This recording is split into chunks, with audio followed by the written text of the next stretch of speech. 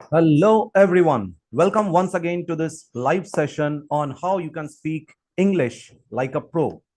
So, we all understand that if you are a professional, you are a working professional, when you are speaking at workplace, when you are speaking in your company, in a client call, in a meeting, the quality of English that you speak has to be slightly better than the basic or the normal English that we generally speak.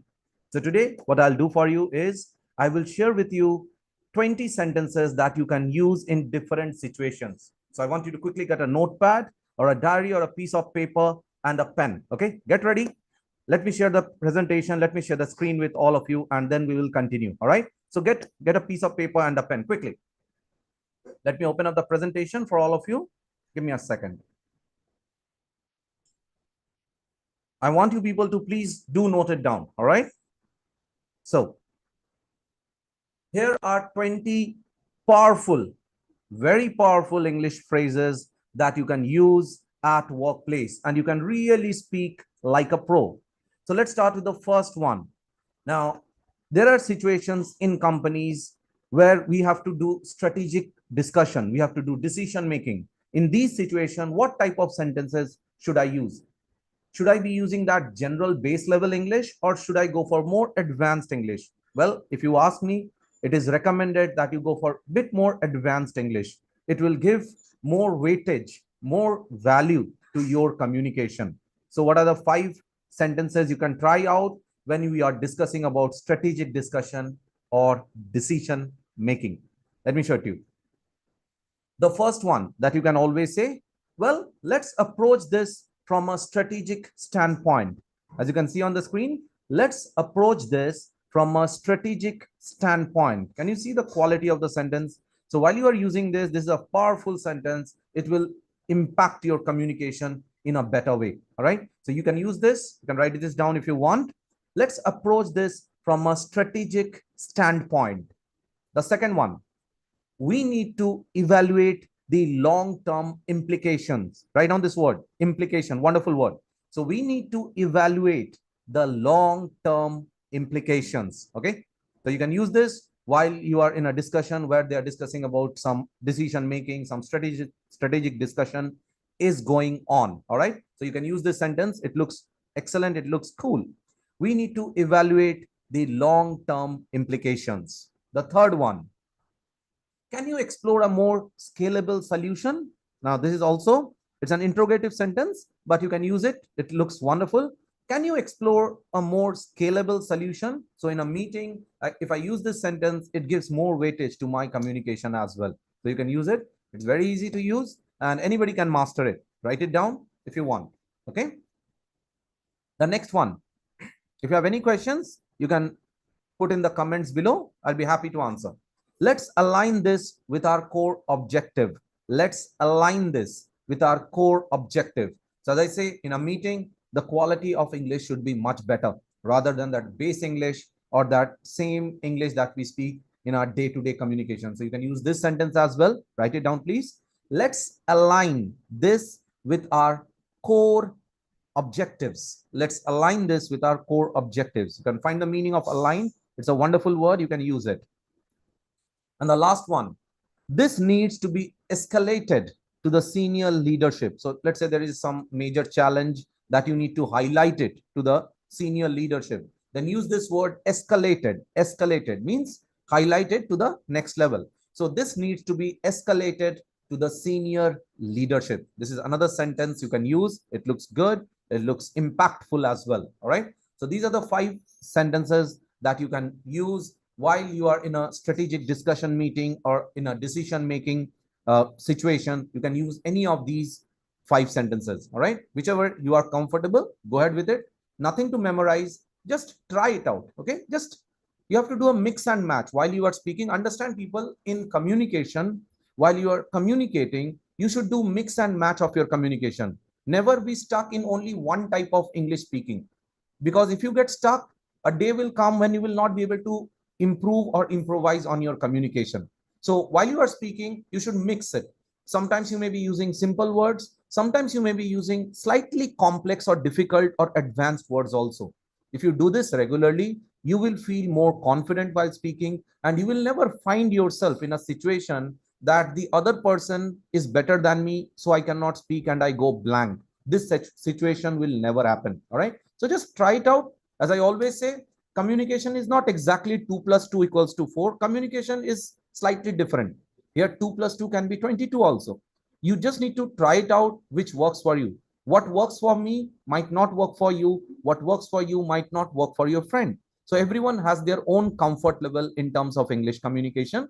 Pick up the words you are comfortable, start using it. It will sound good. It will sound impactful. Sounds good? So let's move to the next one.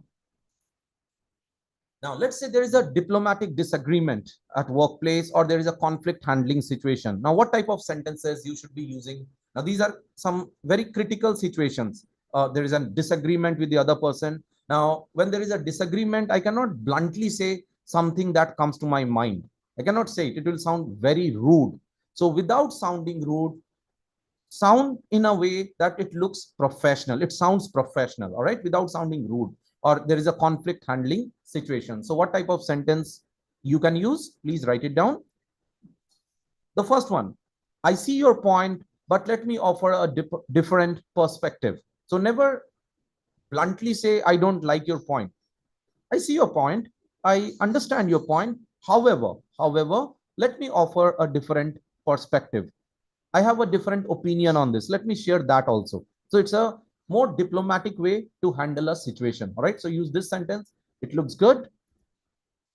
Let's agree to disagree and revisit this later. So let's agree to disagree means I agree with you, but there are certain points that I still have a disagreement. We will come to this point later, and then we can discuss it out with a very open mind. All right. So let's agree to disagree and revisit this later. You can try this also. It looks extremely good. There might be a misalignment in expectations. So as I said, never say bluntly that I don't agree to your viewpoint. Say it in a milder way, that there may be a misalignment in the expectation, slight communication gap might be there. So this is a better way to say this, especially as I said, let's say you are a manager, senior manager of a company, vice president of a company. In these situations, you should be using, definitely you should be using these type of sentences rather than the base level English that no, I don't agree to you or I don't agree with you. Now this looks very rude, very rude. All right. So avoid these. At a certain level, as I said, you need to focus on these type of sentences. It will come with practice. The more you speak, the better you become. It's as simple as that. No rocket science. Sounds good? Let's move ahead. I'm afraid we will need to recalibrate our approach. So I believe we need to realign our approach or recalibrate our approach. This is a wonderful word. You can check it out in a dictionary. It will improve your vocabulary also. Recalibrate. Write down this word. It's an excellent word, and you can check it in a dictionary, and it will, as I said, it will definitely improve your vocabulary also. So I'm afraid we need to realign or recalibrate our approach. It's a more softer way, a soft way of saying something in a assertive manner. You are able to say it without, let's say, offending the other person, without sounding rude or offending the other person. So anybody can do this. Do some practice, and it will become very easy. I prefer a data-driven discussion on this. So let's say there is an argument and it is going on. It's a conflict that is going on. So rather than jumping into that conflict, why don't I say that I will prefer a data-driven approach on this? Share the data, let me go through it, and then we will discuss it out. Rather than arguing on a certain point, no, you are wrong, I am right, or he is right, she is wrong. This is not a right way to speak in official meetings. Go in a different path. I will prefer a data-driven approach to this. Sounds good, sounds better, sounds professional, right? So you can write this down quickly. If you want, you can take a screenshot as well, whatever it is. Let's move ahead to the next one. Project updates and reporting. So let's say there are project updates that you need to discuss on that, or there is a reporting that you need to discuss. So what type of sentence should I be using? We are currently on track with all the milestones. So I'm giving an update to somebody. It can be my senior, my colleague, my team member. So I can say this, that instead of just saying that we are working on it. You can use this sentence. It looks better. We are currently on track with all the milestones. We are currently on track means right now we are in the progression to achieve all the milestones. The next one that you can say, if you are giving a project update to your boss or reporting, the next deliverable is scheduled for next week.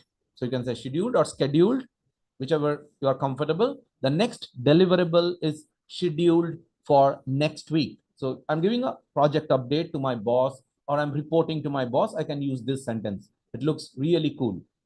There is a slight deviation from the original scope. Check out this word deviation. It's an impactful word. Find it in a dictionary, make sentences, and you can use it in your communication as well. So there is a slight deviation. Deviation means you move from that path, slight movement from that path, from the original scope. Excuse me. So you can use this sentence as well. Looks good. The client has requested a revised timeline. So I'm giving an update to my boss, and I can say this sentence also. There has been a update from the client, and he has requested a revised timeline. You can use these type of sentences. It looks it looks excellent. It looks better as well. The next one, write it down quickly. The next one, we have incorporated the feedback into the latest draft. We have incorporated the feedback into the latest draft. So I'm giving a project update that we have incorporated the feedback that was shared with us. We have put it in the latest draft so that we can visit it, we can work on it and get better results as well. So you can use these 5 sentences when you are giving a project update to your manager, senior manager, vice president of a company, or the CEO of the company. You can use these sentences. It looks really cool. The next one, leadership and team communication. So when you are talking in a leadership environment, you're talking about team communication, what type of sentences should you be using? Let's see. Let's check it out. Okay. Let's empower the team to take ownership. Now, this is an extremely wonderful word, empower. Write it down. Write it down in a piece of paper. Check it in a dictionary. Let's empower. I'm talking about team communication. I'm talking about leadership. So these 5 sentences I can always use. It looks extremely good. Let's empower the team to take ownership.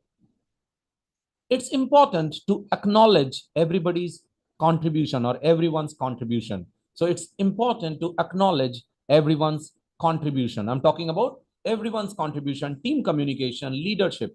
So these are few sentences that you can always use when you are in this type of situation. Okay. Simple sentences, but try it out. It will look good. Okay. And believe me, once you start using these sentences, the biggest challenge that you will face when you try to do it for the first time. But the moment you come out of that phase, it will get into autopilot mode. Then you will feel comfortable. Then you will feel better how to continue to speak on these sentences. Okay. We need to foster a culture of accountability. So you can also use this. We need to foster again, an excellent word. Check it in a dictionary. If you just find out these words, check it in a dictionary and make few sentences easily, your vocabulary will also improve. Parallelly, your vocabulary will start improving. You just need to give some effort every day, 5-7 minutes. That's it. Okay. So we need to foster a culture of accountability. Let's debrief post meeting and align on next steps. All right. So you can use this team communication. Let's debrief post meeting and align on next steps.